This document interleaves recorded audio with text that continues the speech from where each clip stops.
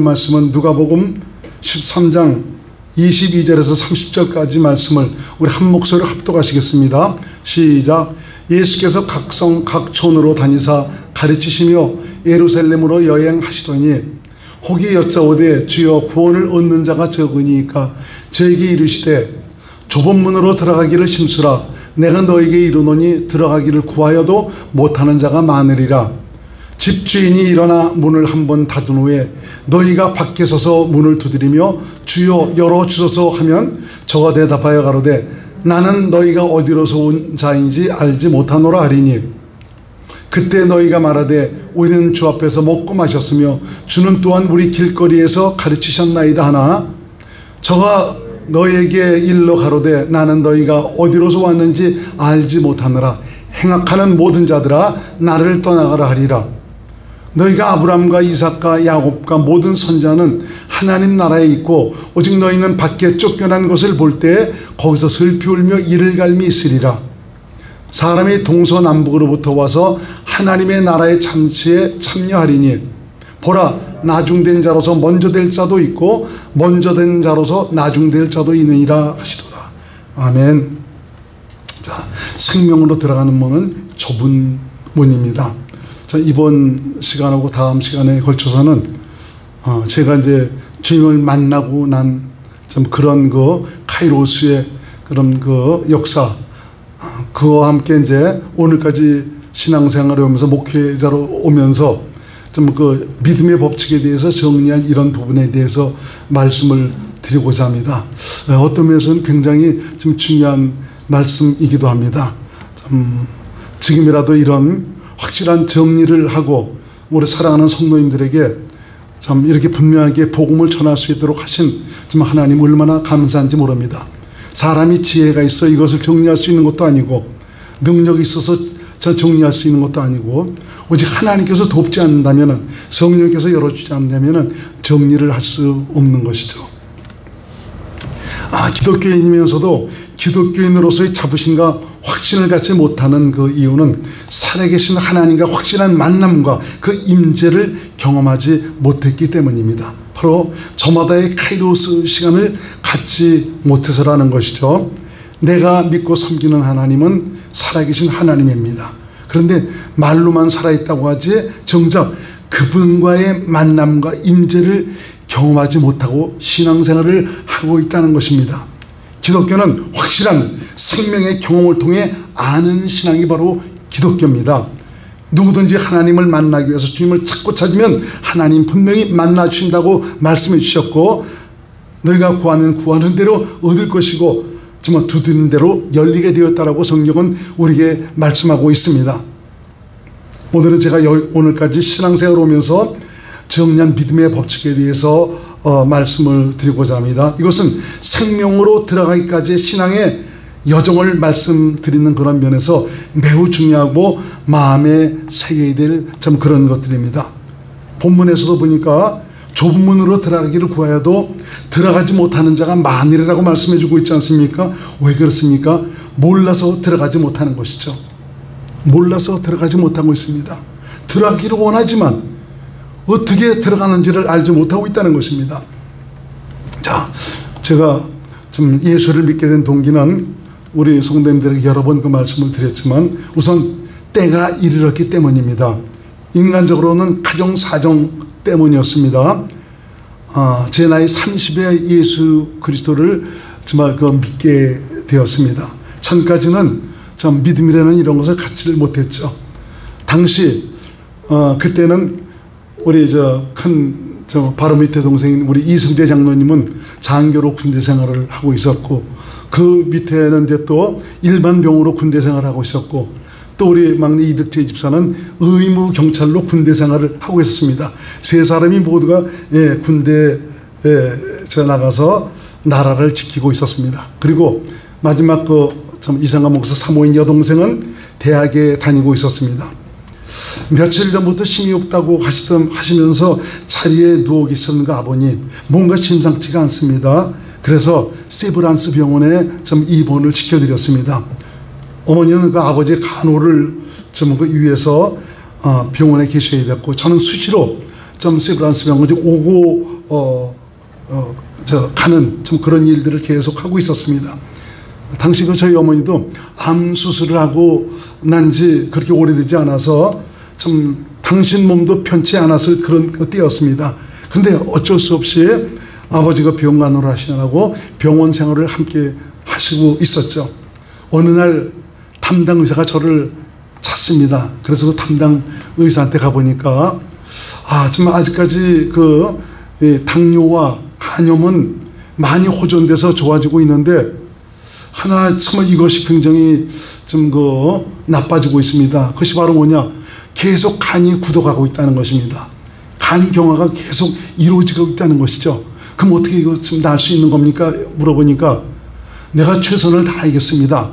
의사 말이 그래도 유명한 박사인데 참 그렇게 얘기하니까 전 다시 물어봅니다. 아니 나을 수가 있는 겁니까? 그러니까 내가 최선을 다하겠습니다 라고 그 말만 하는 겁니다. 참 얼마나 답답한지 모릅니다. 나는 그 보장을 하지를 못하고 있는 것이죠. 저는 그 당시 아버지 어머니를 이제 위로하느라가 내색도 하지 않고 걱정 말라고만 이제 그렇게 하고 이제 위로하고 있었는데 전 그때 그 얘기를 듣고는 기차로 내려오면서 얼마나 저 눈물을 흘렸는지 모릅니다. 어디 가서 하소연할 데도 없고 도움을 구할 수도 없고 가슴만 그야말로 내려앉았죠. 그렇게 슬플 수가 없었습니다. 저 이 나이에 벌써 좀 그 아버님을 보내드려야 되나. 좀 담당 의사도 유명한 그 박사인데도 참 그 고칠 수 있다는 그 장담을 하지 않고 있으니 참 어떻게 해야 될 것인가. 그때를 계기로 해서 이제 지푸라기라도 이제 짓고 싶은 그런 마음에서 동네에 사시는 보건소장님 부인을 찾아갔습니다. 왜냐하면 그 부인이 교회를 다니고 있었습니다. 저 교회 좀 나가고 싶은데 어떻게 오면 교회 나갈 수가 있습니까? 야구 얘기를 하니까 보건소장 부인이 아주 반색을 하면서 저 같이 나가시면 됩니다 해갖고 그 보건소장님 그 부인을 따라서 교회에 나가게 되었죠. 그런데 또 그 교회 그 장로님이 또 교회 나가자마자 저를 또 오산리 기도원에 같이 가자고 저를 또 그쪽으로 가자고 이끄는 것입니다. 당시만 해도 오산리 기도원은 지금처럼 잘 지어진 것이 아니고 천막으로 지어져 있었습니다. 그래서 천막으로 지어져 있었는데 올라가다 보니까 뭐 콩콜 대하는 것처럼 아주 쿵짝쿵짝하는 소리가 나고 아주 요란합니다. 나 그래도 콩콜 대하는 줄 알았어요. 당시는 그런 것이 많이 있었기 때문에. 근데 보니까 예배를 드리는 그런 그 모습이었습니다. 제가 밴드를 동원하면서 예배를 드리는데 야 교회에서 어떻게 조용하게 예배 드리는 것이 아니고 이렇게 밴드를 동원해서 이렇게 하는구나. 이제 교회도 많이 달라졌구나 라는 그런 생각을 했습니다. 그걸 계기로 해서 이제 어느 날 간절한 마음으로 그날도 오산리 기도원에 올라가서 예배를 드리게 되었습니다. 그런데 거기서 살아계신 하나님의 실제를 경험하는 놀라운 사건이 벌어지게 됩니다. 상상하지도 못했던 그때 그 감동과 감격은 얼마나 큰 충격이었는지 모릅니다. 진정 하나님은 살아계셨고요. 나 같은 것을 불쌍히 여기시고 그분이 나를 찾아오신 것입니다. 영혼을 두드리는 강한 생명의 충격은 내 영혼에 각인이 되는 카이로스였습니다. 무엇으로도 표현할 수가 없었습니다. 나는 그분을 느꼈습니다. 감격했습니다. 그분이 나를 찾아온 것입니다. 살아계신 하나님의 그 실제를 경험하면서 엄청난 충격에 빠졌습니다. 막연하게 살아계시더만 있지 이렇게 하나님께서 펄펄 살아계신 줄을 몰랐습니다. 그 살아계신 하나님 앞에 참 나라는 것이 얼마나 초라한 인생인가를 다시 한번 깨닫게 되었습니다. 그것이 불인지 능력인지는 잘 모르겠습니다. 온몸은 강한 전류가 흐르는 것처럼 찡함과 함께 뜨거워졌습니다. 영혼은 큰 감동과 충격으로 인해서 그야말로 전율을 느꼈습니다. 살아계신 하나님, 말로만 듣던 그 하나님, 긴가민가하며 반신반의했던 그 하나님, 그분은 살아계셨으며 내게 자신을 나타내셨습니다. 말로만 듣던 그 하나님과의 조우, 내게 허락되어진 카이로스, 온몸은 뜨거웠고 나 같은 것을 사랑하셔서 찾아오셨다는 감격은 쏟아져 나오는 그 눈물로 바다를 이루게 되었습니다. 앉은 자리는 온통 눈물과 콧물로 범벅이 되어서 흥건해졌습니다. 이러한 일이 벌어질 것이라고는 전혀 생각해보지도 못하고 또 들어본 일도 없습니다. 모든 것이 새로워졌습니다. 새로운 눈이 띄어졌습니다. 모든 것이 달라졌습니다. 기쁨과 감사가 넘쳤습니다. 흔들리는 나뭇가지는 춤추는 것 같고 새들의 노래소리는 그렇게 아름다울 수가 없습니다. 이러한 경험은 그 두 번이나 더 갖게 되었습니다. 이러한 경험은 하나님께 대한 확신과 믿음과 신뢰를 갖게 했습니다. 자연이 세상줄 끊어버리는 그런 계기가 되었죠. 좋아하던 술, 저도 술 무진장 좋아했어요. 365일이면 한 열흘 정도 안 먹었습니다. 친구들 너무너무 좋아했습니다. 운동 너무 좋아했습니다. 그런데 밀어없이 버리고 하나님을 향하도록 했고요. 열심히 교회에 다니는 새로운 삶을 시작하게 되었습니다. 두 번째 경험은 교회 부흥회 때 있었습니다. 새벽 기도를 마치고 혼자서 기도하고 있었는데 그때도 전에 경험했던 것처럼 갑자기 강한 전류가 흐르는 것처럼 온몸이 뜨거워지면서 살아계신 하나님의 그 임재를 느꼈습니다. 다시 눈물과 콧물을 쏟으면서 나를 찾아오신 하나님께 감사하면서 참 이런 경험은 그야말로 하나님께 대한 확신과 정말 뜨거운 그 믿음을 갖도록 했고요. 하나님께 대한 신앙은 무엇과도 타협할 수 없도록 그렇게 만들어버렸습니다. 세 번째 경험은 더욱 특별했습니다. 일을 마치고 돌아온 저는 여느 때와 같이 샤워를 마치고 난 다음에 이제 잠자리에 들게 되는데 잠자리 들기 전에 꼭 저는 기도를 했습니다. 근데 그 기도를 하면서 뭐 기도도 할 줄 압니까? 근데 그날따라 정말 제가 있는 좀 그 자리가 바로 하나님께서 이곳에 함께 계시다는 이런 확신과 감동으로 충만했습니다. 하나님이 이곳에 계신 것입니다. 사실 정말 하나님과의 그 만남을 경험했던 그 이후로부터는 굉장히 하나님을 향한 목마름과 갈급함을 가지고 있었거든요. 근데도 그 하나님을 만날 수가 없었고 더 이상 어떤 경험이 없어뜨렸습니다. 그런데 그날은 집에서 기도하면서 하나님이 이곳에 함께 하시다는 강한 확신과 느낌을 가지면서 정말 그 하나님을 찬양하며 높이게 되었습니다. 그리고 나도 모르게 두 손을 들고 기쁨으로 감사함으로 할렐루야를 외치는 겁니다. 왜냐하면 전 이런 확신을 갖고 난 데서 성경을 계속 보는데 할렐루야라는 그 의미는 바로 무엇이냐, 하나님을 찬송한다는 그런 의미입니다. 그래서 할렐루야라는 그것을 외치는 그것만으로도 내 영혼을 담아서 하나님을 찬양하니까 너무 기쁘고 즐거울 수가 없었어요. 그런데 갑자기 할렐루야 그 외침이 빨라지기 시작합니다. 나중에는 더 빨리 할렐루야가 변하면서 할랄라 할랄라 그러면서 나중에 할랄랄라 그러면서 랄랄라 하면서 방언이 터져버리는 것입니다. 참 사실 그 오산리 기도원에 다니면서 방언을 하고 싶어서 연습도 해봤는데 안 되더라고요. 숨 차서 좀 하다가 말아버리더라고요 보니까. 근데 그날은 그냥 터져버리는 것입니다. 그리고는 한 5분 정도 뒤에는 다른 나라 말이 쏟아져 나오는데 유창한 다른 나라 말이 입에서 나오는 것입니다. 너무 신기했습니다. 어떻게 이런 일들이 나타날 수가 있는가. 내 입에서 혀가 꼬이면서 뭐 각 나라 말이 쏟아져 나오는데 너무너무 신기했습니다. 그때 우리 사모님은 옆에서 주무시고 계셨는데 그때 그거 들었는지 모르겠어요. 주무시느라고. 하여튼 이런 놀라운 그 경험을 통해서 참 각 나라 말이 내 입에서 그것도 한 번도 배워본 일이 없는 그런 나라 말이 막 쏟아져 나오는 것입니다. 너무 신기했고 뭐라고 표현할 수가 없었습니다. 온몸은 진동이 오고 손은 하늘로 쳐들고 계속 떨고 있었고요. 온몸은 땀에 흠뻑 젖었습니다. 강하게 그분이 내게 임하신 것입니다. 제 인생의 시간 속에 분명한 하나님의 때가 도래된 것입니다. 카이로스를 맞이한 것입니다. 이러한 경험을 누가 이해하고 받아들일 수가 있겠습니까? 그렇지만 저는 경험했습니다. 알았습니다. 느꼈습니다. 그분을 만났습니다. 이러한 경험, 곧 카이로스가 이루어짐으로 하나님에 대한 신앙은 더 뜨거워졌습니다.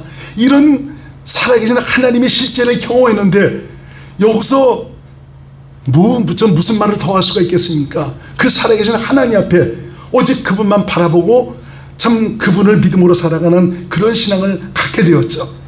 하나님을 경험한 후 하나님과 동행하는 믿음까지 온 과정은 하나님께서 나를 다루시는 그런 손길이었다는 것을 저는 깨달았습니다.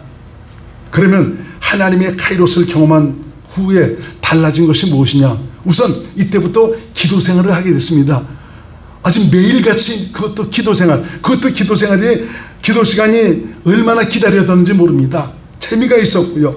심령은 더욱 하나님을 향한 소원과 하나님 나라에 대한 소망으로 가득 찼습니다. 어느 누구도 하나님과의 그 사랑에서 끊을 자가 없었습니다.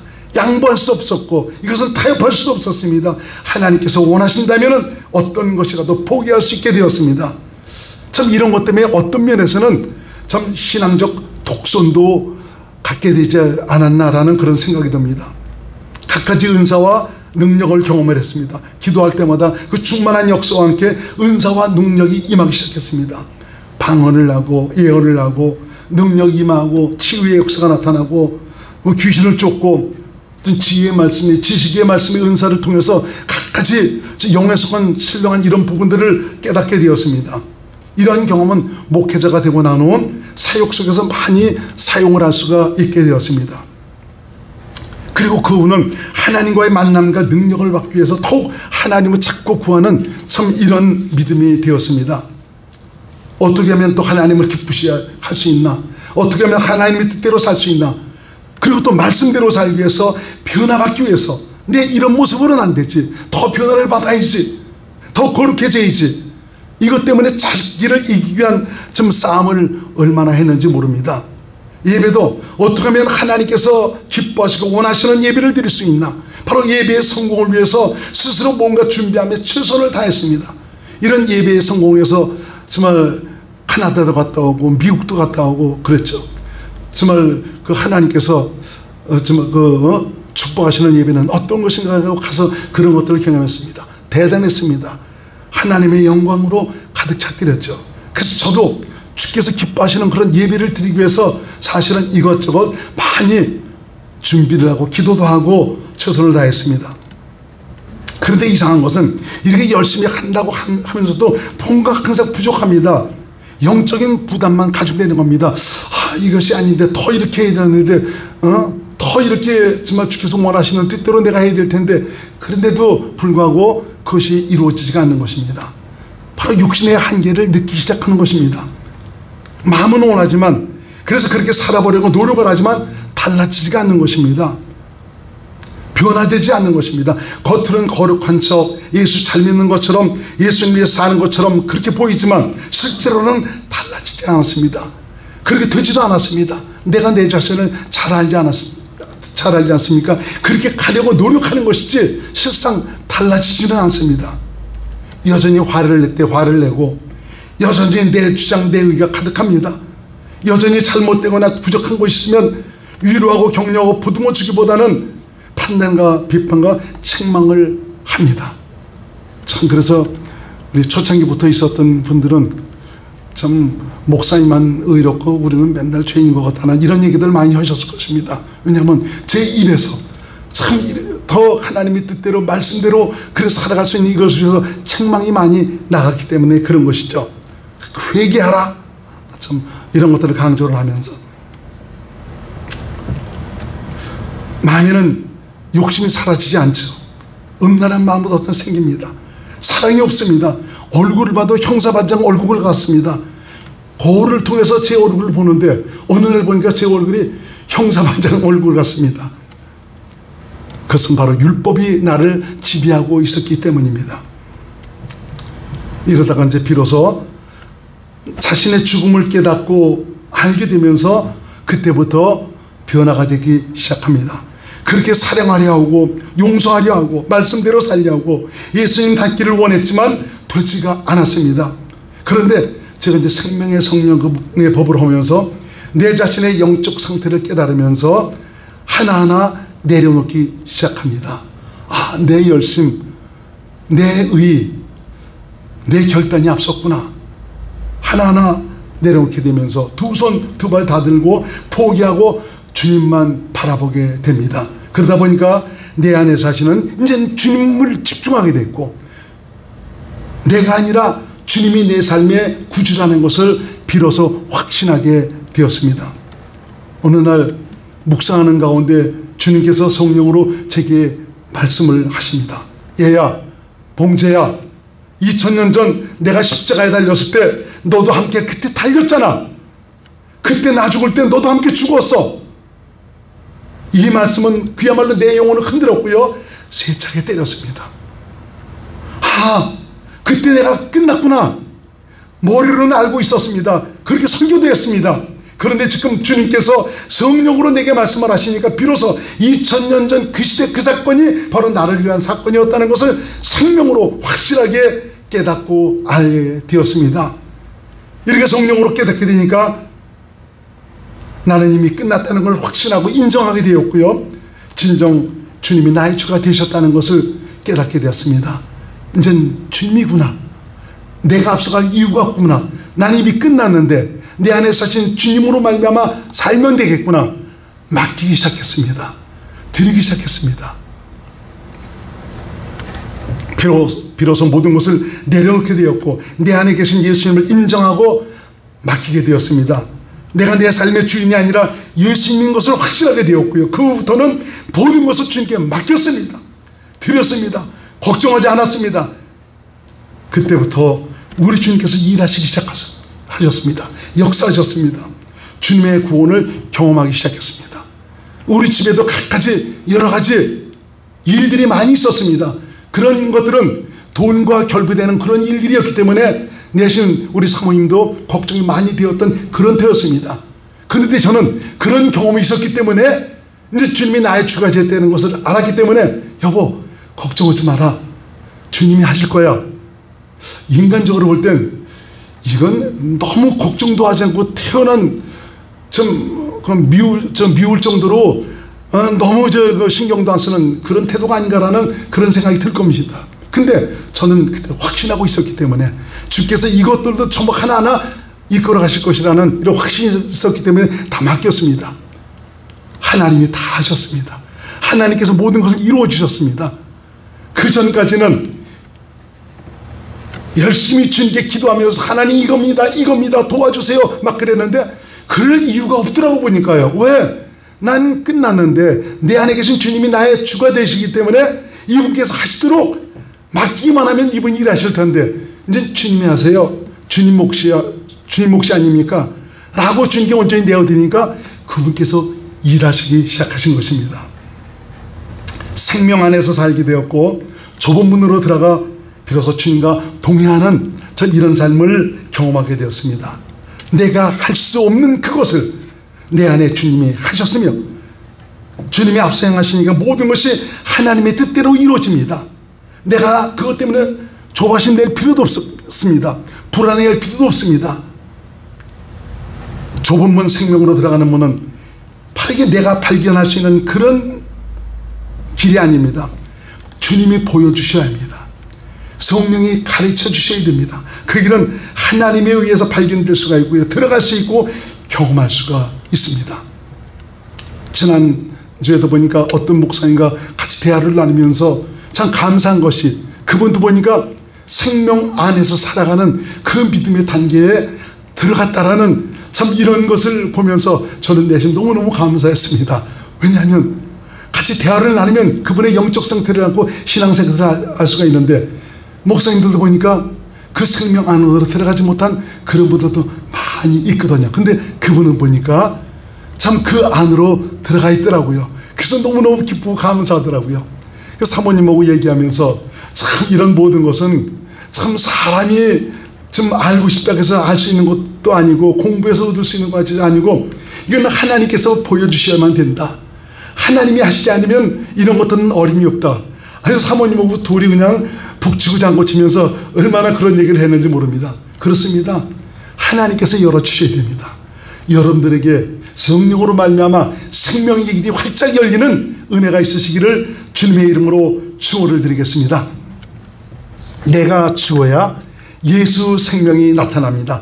고린도후서 4장 10절로 11절 말씀 시작. 우리가 항상 예수 죽인 것을 몸에 짊어지면 예수의 생명도 우리 몸에 나타나게 하려 함이라. 우리 산자가 항상 예수를 위하여 죽음에 넘기면 예수의 생명이 또한 우리 죽을 육체에 나타나게 하려 함이니라. 그분은 내 안에 계십니다. 그분은 내 생명이십니다. 예수 생명이 나타난다는 것은 내 안에 사실은 예수님이 나를 통해서 나타나신다는 것이죠. 그럼 내가 죽어야 그분이 나타납니다. 예수 생명이 나타난다는 것은 내 안에 생명으로 오신 예수님께서 믿음으로 자신을 나타내신다는 말입니다. 어떻게 나타납니까? 주님의 일하심으로 나타납니다. 구원으로 나타납니다. 문제 해결로 나타납니다. 그분의 거룩함으로 나타납니다. 그분의 사랑으로 나타나고요. 그분의 권세와 능력으로 나타납니다. 그러면 내가 죽는다는 말은 무슨 말입니까? 이것은 내가 죽기 위해서 노력한다는 그런 말입니까? 나를 이기기 위해서 몸부림친다는 그런 말입니까? 아닙니다. 이것은 내가 이미 죽었다는 사실을 인정한다는 말입니다.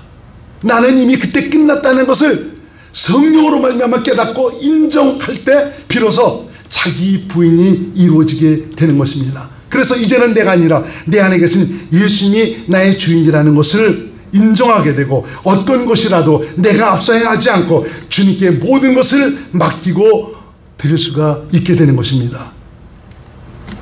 그런데 이런 깨달음은, 이런 확신은 내 스스로 가질 수 있는 것이 아닙니다. 성령이 가르치셔야 됩니다. 성령의 감동과 역사로만이 깨닫고 확신할 수가 있습니다. 그러므로 내가 죽었다는 것을 머리로만 믿고 있다면 다시 한번 성령께서 조명시켜 주셔서 성령의 말씀으로 다시 한번 가르쳐달라고 여러분 기도하면서 주님을 구할 수 있기를 바랍니다. 성령님은 그 시대 그 사건이 내 사건이었다는 것을 생명으로 알게 하셔서 말씀이 육신이 되는, 바로 말씀이 지금 내게 적용되는 그런 삶을 살도록 하십니다. 지금도 많은 분들이 자신을 통해서 은사가 나타나고 능력이 나타나고 예언의 역사가 나타나니까 나는 주님의 뜻대로 살고 있다라고 생각하시는 이런 분들이 많이 있습니다. 그러나 이러한 분들 거의가 자신 안에 계신 주님을 의지하지 못하고 주님 주신 마음으로 주님의 음성을 듣고 사시는 분들이 극히 적습니다. 예수 생명으로 행하기보다 주신 은사를 육신의 생명, 바로 내 스스로 행하고 있습니다. 그래서 성경은 불법을 행하는 자라고 주님께서 말씀하십니다. 하나님의 뜻에서 벗어났다는 그런 말이죠. 여러분, 주님과의 만남, 임재, 카이로스를 가졌습니까? 그렇다면 성령의 감동과 가르침으로 좁은 문으로 들어가 그리스도 안에서 주님과 함께하는 생명의 감격을 누리고 살 수 있기를 바랍니다. 여러분들이 성령을 해서 신는다면, 성령의 가르침을 받기를 간절히 소원하고 주님을 구하신다면 성령님께서 우리 눈을 열어주셔서 생명의 등으로 들어갈 수 있는 길을 밝히 열어주십니다. 생명 안에서 주님과 함께하는 은혜의 감격을 누리고 살 수 있기를 주님의 이름으로 축원드립니다. 기도합니다. 고마우신 예수님, 오늘 말씀을 통해서 이 종이 주님을 만난 은혜의 감격을 다시 한번 나눠봤습니다.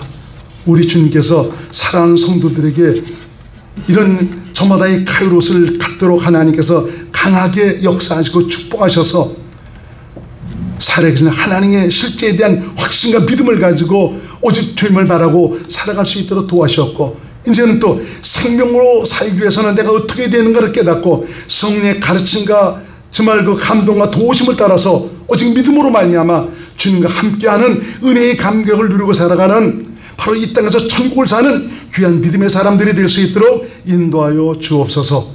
예수님 이름으로 간절히 기도드렸나이다. 아멘.